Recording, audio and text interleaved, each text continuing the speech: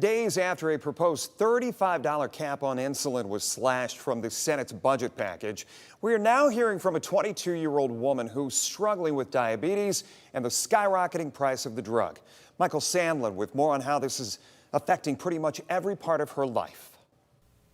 According to the CDC, 1 in 10 Americans have some form of diabetes. Autumn Miller is one of those people. She was diagnosed at the age of 1.5, and it's been a constant struggle for her entire life. I continuously have to check my blood sugar. I have indents on my fingers from having to check multiple times a day. And treatment and supplies are far from cheap, with Autumn paying some $16,000 a year with insurance.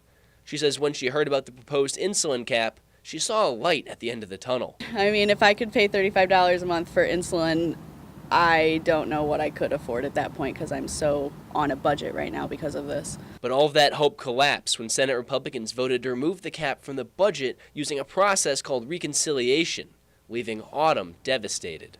It's very frustrating because I wish that people understood that I cannot live without this.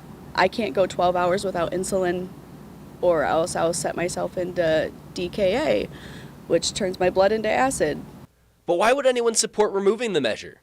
Varun, a professor of pharmacy practice at Toledo, says Republicans believe maintaining the price of insulin supports funding for innovation and research.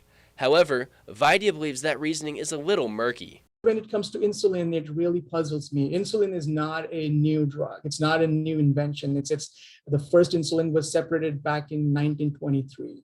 And Ohio Senator Sherrod Brown, one of the politicians who fought for the cap, had this to say about those who voted against it, writing, "There's no reason other than corporate greed for insulin to cost more than $35 a month for all Americans."